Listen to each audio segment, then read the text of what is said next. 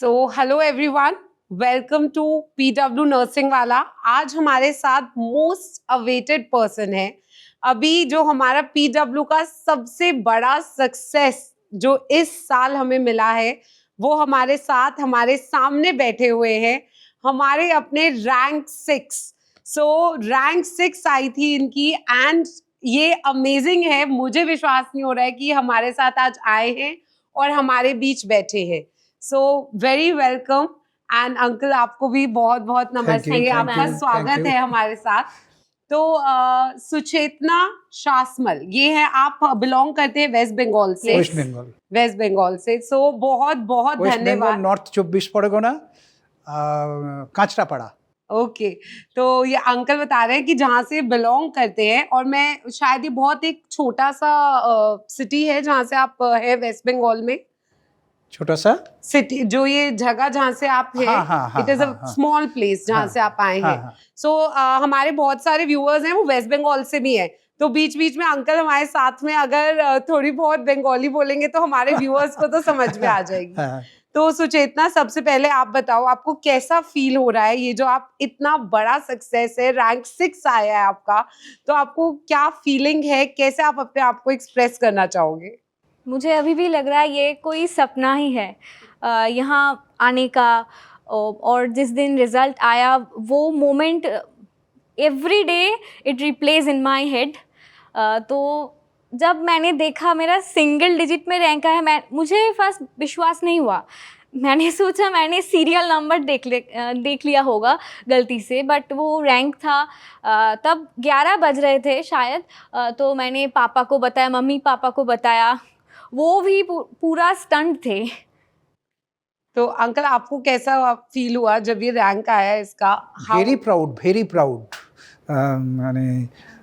মানে अमेजिंग বলা যেতে পারে আর কি। তো আমার দুই মেয়ে, two daughter, one in Germany PhD postdoc कर रहा है, और वो नर्सिंग में है। तो वो जब बोला रैंक 6, स्टंट, व्हाट ही তব বলছি যে ভালো করে দেখ ঠিক দেখছে কিনা, যে হয়তো ভুল হতে পারে, কিন্তু তারপর मैं खुद দেখা যে র‍্যাঙ্ক 6, তো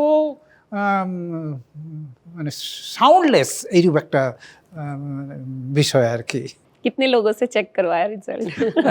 पापा ने ही 10 बार चेक कर लिए। फिर से मैंने दीदी को मैसेज कर दिया कि दीदी ऐसा रैंक आया, दीदी ने चेक किया।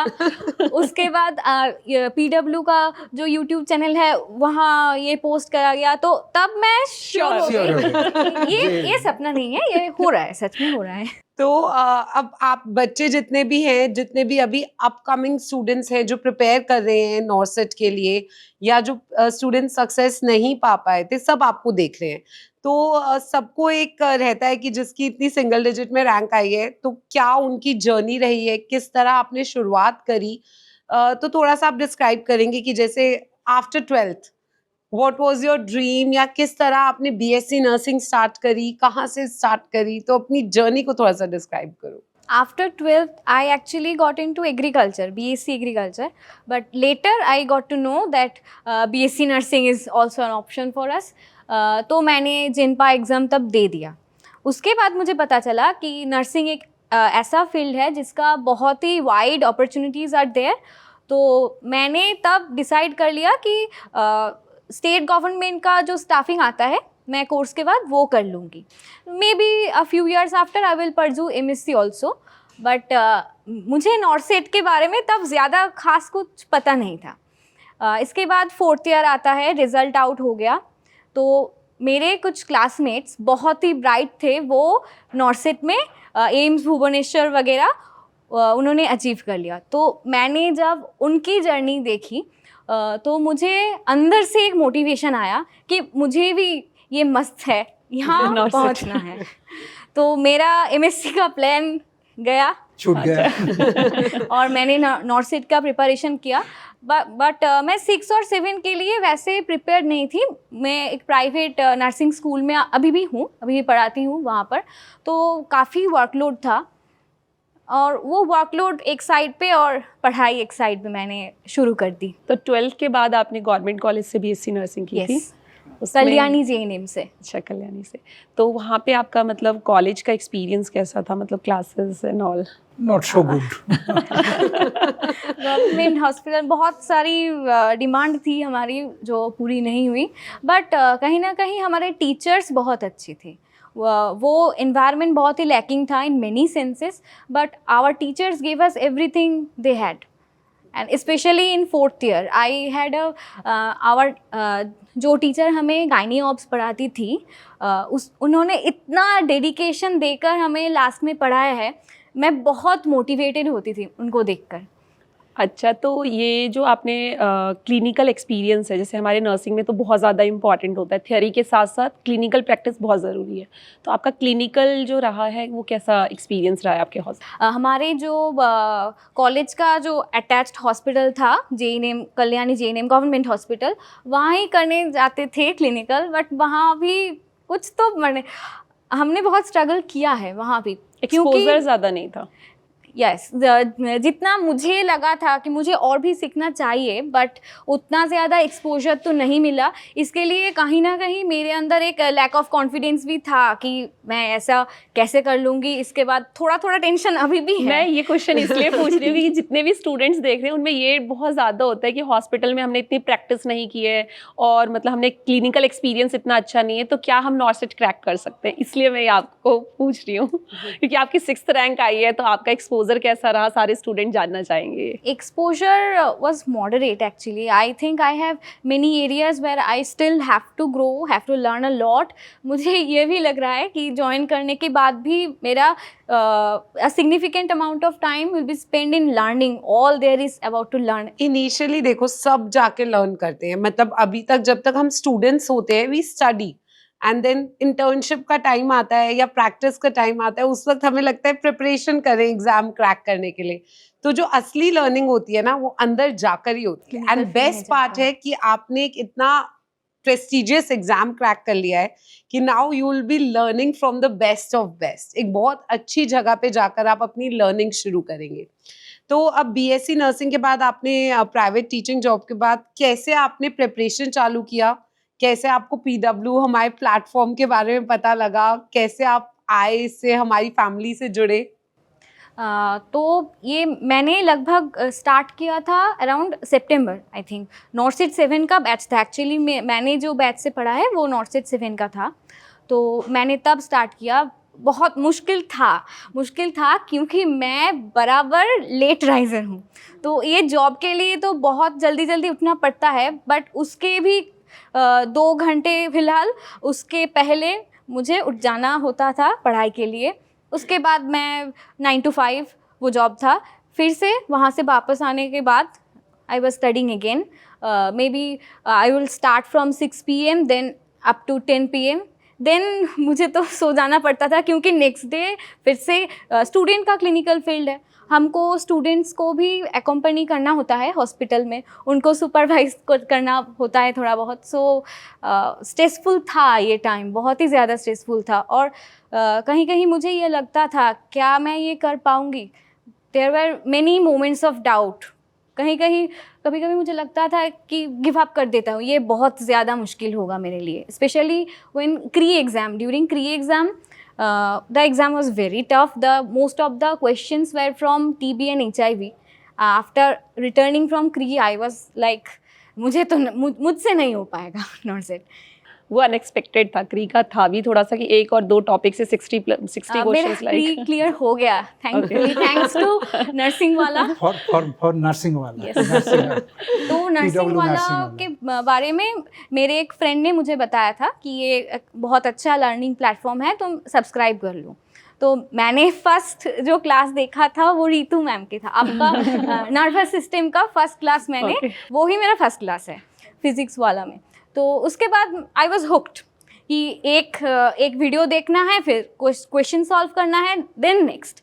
और उसके कहीं बाद वो ऐप ने एक्सपी सिस्टम चालू किया, कोई गेम के जैसा एक्सपीरियंस पॉइंट मिलता था। experience So, point. मुझे गेम खेलना बहुत अच्छा लगता है। मुझे computer games are my passion kind of. So वो मेरा बहुत अच्छा एक इंसेंटिव था कि एक वीडियो कंप्लीट कर रही हूँ और एक्सपी मिल रहा है। So that was a kind of motivation also. अब आपके ये जो टाइम्स थे जहाँ पे आपको लो फील होता था, जहाँ आपको ऐसा लगता था कि नहीं हो पाएगा, जैसे हमारे स्टूडेंट्स हैं, इन्हें भी बहुत सारे टाइम्स ऐसे आते हैं वेयर दे फील कि अब हमसे नहीं हो पाएगा, शायद अब हम नहीं कर पाएंगे, तो उस वक्त आपको क्या चीज थी जो इंस्पायर करती थी? लाइक अंकल इंस्पायर करते थे, आंटी आपको फोर्स करती थी, कौन इंस्पायर करता था कि नहीं करना है, या किसके लिए आप सोचते थे कि करना है? मेरे फैमिली बहुत ही सपोर्टिव है। मेरे एल्डर सिस्टर है, तो उन्होंने भी बहुत ज़्यादा मोटिवेट किया है मुझको। उन्होंने ये बताया कि तुम अपना जो पोटेंशियल है उसको 100% यूटिलाइज करो, उसके बाद जो होगा होगा।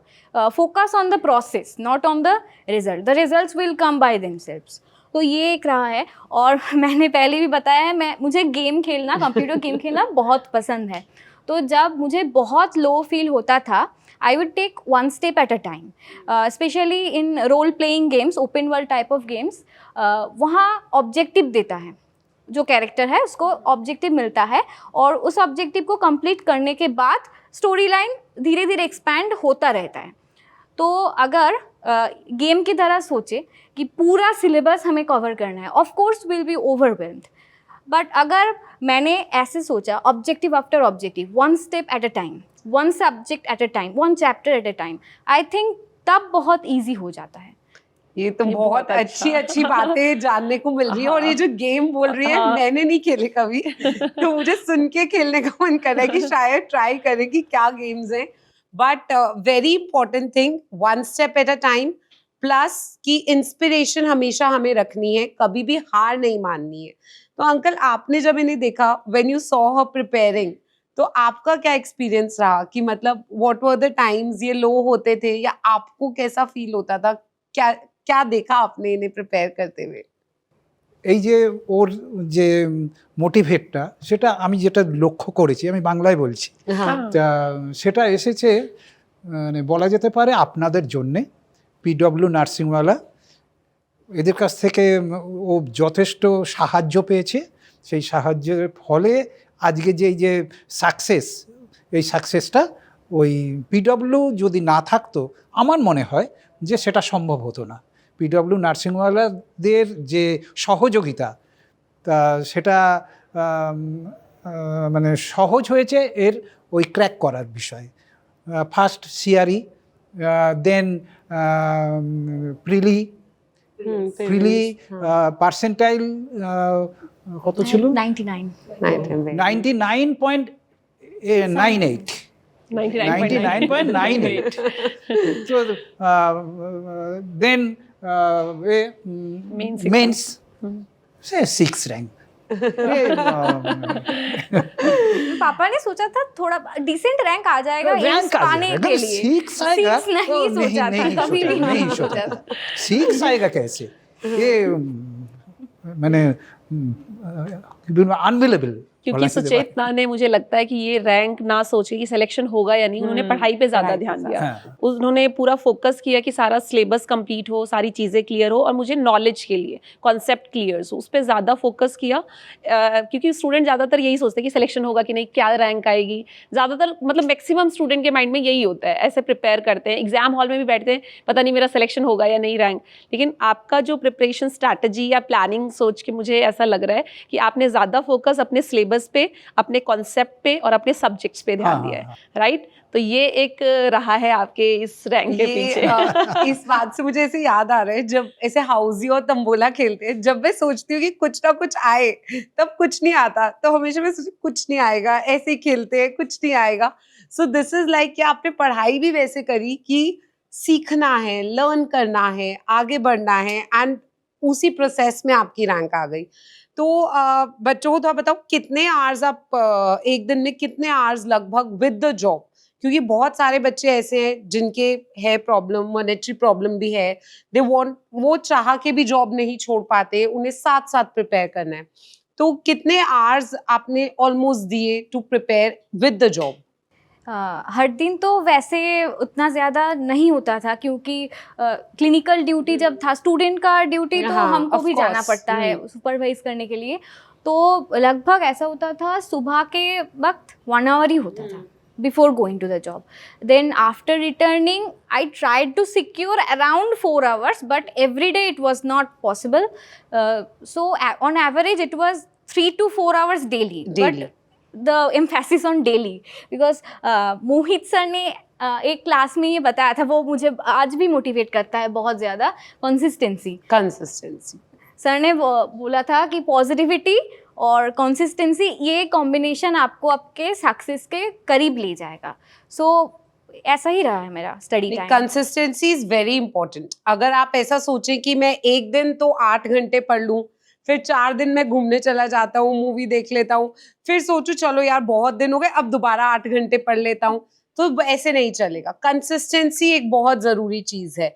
एंड आप लेक्चर्स के साथ साथ MCQs करते रहते थे, लाइक यू टोल्ड अस कि लेक्चर किया फिर MCQ Yes. किया, लेक्चर किया फिर MCQ किया। कोई लेक्चर कंप्लीट करने के बाद उसी टॉपिक का MCQ, मेरे पास टारगेट था, PR यादव था, PW के भी DPPs थे, हाँ। सो वो मैं सॉल्व करती थी।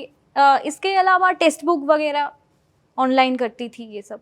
एंड नोट्स आपने कैसे बनाए? नोट्स बनाए थे या डायरेक्ट आप नोट्स मैंने हैंड रिटन, फिजिक्स वाला के आप जब बोर्ड में आप लिखते थे, मैंने सेम टाइम फॉलो करने की कोशिश करती थी। नोटबुक में लिख रहे हैं, नोटबुक में लिखते थे, सही मतलब बात। सारे सब्जेक्ट आपने हैंड रिटन नोट्स बनाए पूरा। That is very good, that is very good. और आप अपना कोई एक्सपीरियंस शेयर करना चाहेंगे? आज आपको कैसा लग रहा है यहाँ आके, हमसे मिलके? आपका इतना बड़ा ड्रीम कम ट्रू है, एंड ऑलरेडी इन्हें कॉलेज मिल चुका है, already she has got the hospital of her dream choice, and it is a very proud moment, क्योंकि इन्होंने जैसे हमें बताया कि they are 2 sisters, 1 live in Germany, and parents के साथ रहना था। 6th रैंक पे कोई सा भी मिल सकता था इन्हें AIIMS, but she selected the one near to the house, correct? Correct. तो क्या अब आपको कैसा फील हो रहा है? फाइनली अब आप सेटल्ड है अपने वर्ल्ड में, आप यहाँ आए हैं, आपका बिल्कुल ड्रीम जो है अब रियलिटी में कन्वर्ट हो गया है।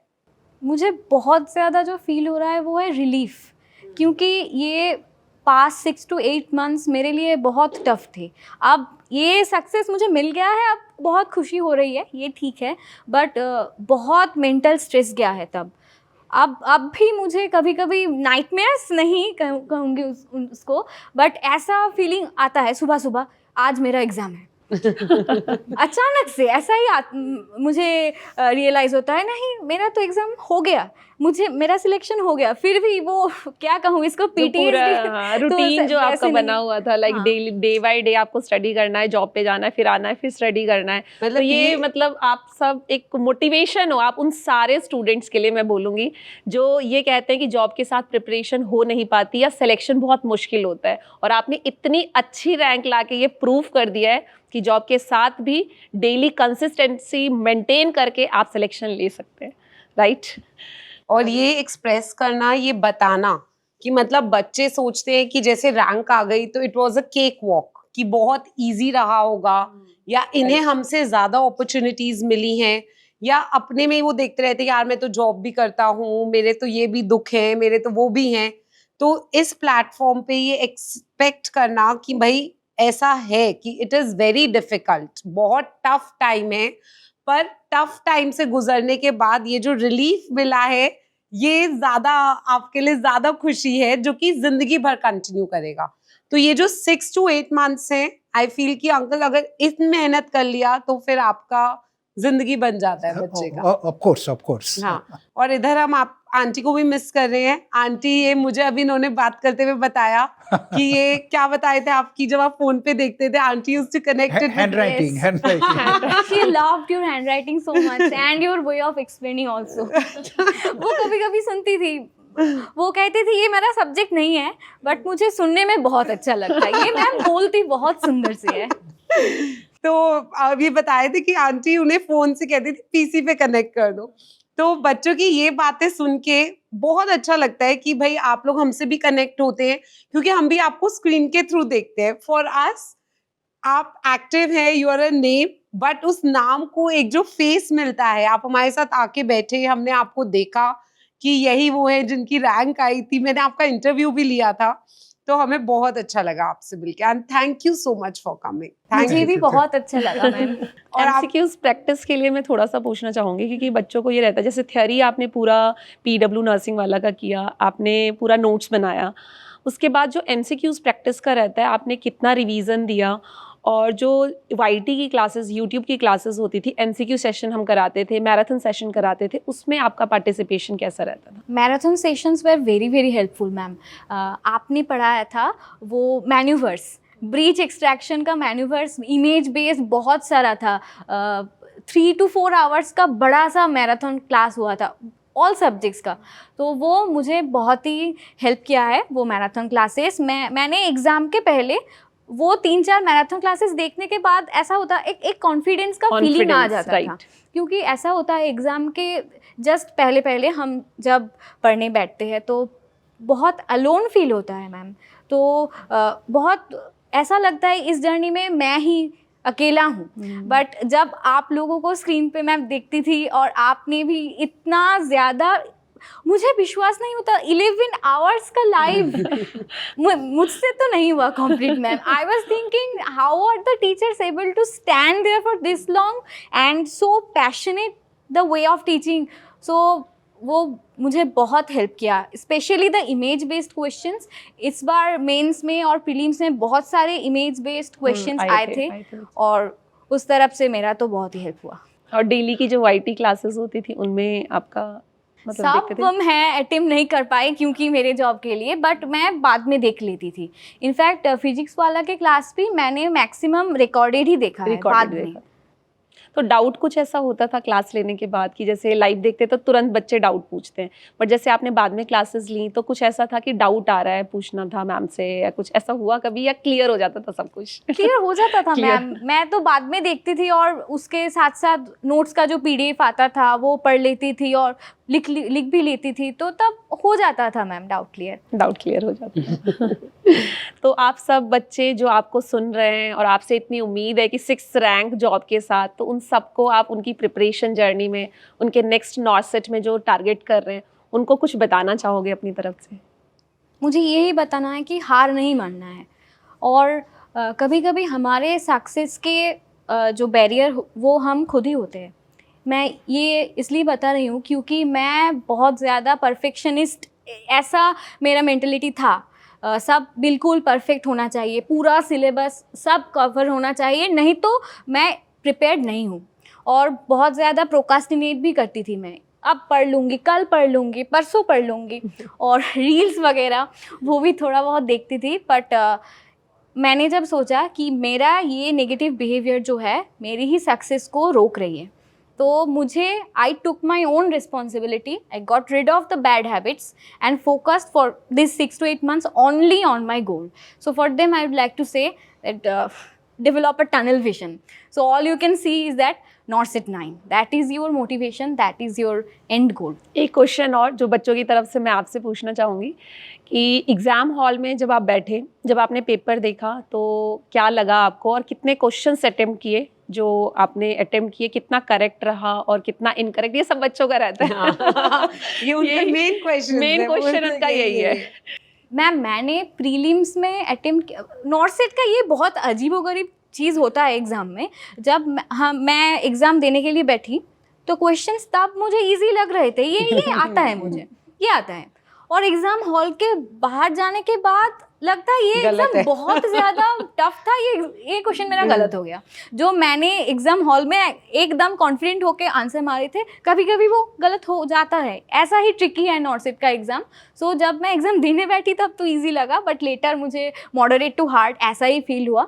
तो मैंने प्रीलिम्स में अटेम्प्ट किया था 87 questions. I think around 12 were wrong. 12 wrong हुए, मतलब आप Okay. अपनी तरफ से पूरा करेक्ट जो था वो करके आए थे 87। मैं लगभग कुछ questions ऐसे थे, भूल अच्छा। समझ के ही एक साइड में रख देती हूँ, ये माइनस ही हो गए। बट मेरा 87 थे अटेम्प्ट, और मेंस में मेरे थे 140, उसमें से मेरा 18 गलत थे। 18 कुछ क्वेश्चंस ऐसे थे एक्यूरेसी, जिसमें आपको मैं ये बोलूंगी कि accuracy is very good, very important. हाँ हाँ, इनकी it is एक्यूरेसी good, बहुत अच्छी है। good. 87 में लाइक इनके बहुत कम रॉन्ग हुए, और हाँ। 140 में लाइक 18 रॉन्ग है। नहीं, तो मैं पूछना accuracy- चाहूंगी, जैसे बच्चों के डाउट होते हैं, शुड वी अटेम्प्ट, अगर आपने जैसे 140 किए तो वो बिल्कुल श्योर वाले थे कि आई नो दिस, और देयर वर क्वेश्चंस, उसमें कुछ ऐसे क्वेश्चंस थे कि मतलब आप 2 ऑप्शंस में कंफ्यूज हैं, स्टिल यू वेंट अहेड। तो ऐसे कितने क्वेश्चंस थे, मतलब वहां पे बैठ के आपने डिसाइड कैसे किया कि मतलब इतने सही हो गए और इतने का मैं मार्जिन ले सकती हूँ? एक सेफ स्कोर लेके चलना पड़ता हाँ। है हमको। अगर प्रीलिम्स का बात करूँ तो 100 मार्क्स का एग्ज़ाम है, तो अगर मेरे लगभग 75 करेक्ट हो रहे हैं, मैं बहुत यू वर कॉन्फिडेंट हूँ। श्योर? हम 10-12 रिस्क ले सकते हैं, बट मैं रिस्क तभी लूँगी जब वो 50% का केस हो, 2 ऑप्शन बिल्कुल गलत, बाकी 2 ऑप्शन में मुझे ऐसा लग रहा है इन दोनों में से एक हो सकता है। बट लेकिन जो क्वेश्चन मुझे कभी लाइफ में दिखाई नहीं, ये क्या है मुझे बिल्कुल पता नहीं, स्किप। और एक 1 ऑप्शन मैंने एलिमिनेट कर दिया। 3 options are looking like they can be, any of them can be right, then we should skip that. क्योंकि एक माइनस होने से रैंक, एक माइनस से रैंक बहुत पीछे चला जाता है। और टाइम आपको पूरा पड़ा, जैसे इसमें वी हैव की इतने मिनट्स, तो आपको कहीं पे ऐसे कमी महसूस हुई कि नहीं हुआ मेरा ये वाला सेट गिवन नहीं, टाइम में कमी कंप्लीट? नहीं महसूस हुई, क्योंकि मैंने जो मुझे 100% आता है, ऐसा भी कुछ क्वेश्चंस होते हैं जो इजी की हाँ, तरफ ही हाँ, होते हैं, हाँ, वो हाँ। हमें आता है। तो फर्स्ट मैंने जो मुझे आता है वो मैंने कंप्लीट कर लिया। ऐसा भी होता है फर्स्ट जब मैं I am flipping through the questions and ये नहीं आता स्किप, ये नहीं आता स्किप, ये आता है आंसर दे दिया। तो ऐसे करके लगभग 5-10 मिनट में मेरा पूरा क्वेश्चन वो सेट मैंने देख लिया, देख लिया पूरा। और जो मुझे आता था मैंने कर दिया। और बाकी जो है मेरे पास सोचने के लिए टाइम समय है, फिर आप और वापस 10 मिनट्स गए। भी मेरे पास समय ठीक है। फिर मैंने वापस गया और हाँ। वो क्वेश्चंस कर फिर दिए। उन्हें टाइम लगा। ये अच्छी तो स्ट्रैटेजी है, I think, स्ट्रैटेजी हाँ। बहुत अच्छी है। और हाँ। एक्यूरेसी भी मैं एक्यूरेसी बहुत, कहूँ कि हाँ। Accuracy is very good. आपने इसके लिए कैसे मतलब एमसीक्यूज की नॉलेज, आई नो कि नॉलेज कंटेंट बहुत ज़रूरी है, लेकिन एमसीक्यूज में कई बार हमें टॉपिक आता है हम फिर भी नहीं कर पाते, और ये एक्यूरेसी मैंने खुद मतलब प्रिपरेशन की है, मुझे पता है सब कैसे होता है, बट एग्जाम हॉल में बैठ के डिसाइड करना बहुत डिफिकल्ट होता है। तो आपने इसके लिए मॉडल टेस्ट पेपर दिया, लाइक कैसे आपने ये एक्यूरेसी पे काम किया? मॉडल टेस्ट पेपर मैंने दिए, फुल टेस्ट पेपर। जब मैं सुबह स्पेशली, तो मेरा ब्रेन नहीं पूरा खुलता था कि एक लेक्चर देख लेते हैं, बट कल रात जो पढ़ा था उसका एमसीक्यू करती थी और मॉक टेस्ट वगैरह देती थी। और इसके अलावा टारगेट का क्वेश्चन सॉल्व करती थी। तो मैंने पूरा क्वेश्चन सॉल्व कर लिया टिक दे देकर। तो उसमें से जो मेरा गलत हुआ, और ऐसा मुझे लग रहा है कि ये क्वेश्चंस अभी मैंने तो सही किया है बट मैं भूल सकती हूँ, तो उसको मैंने मार्क कर दिया।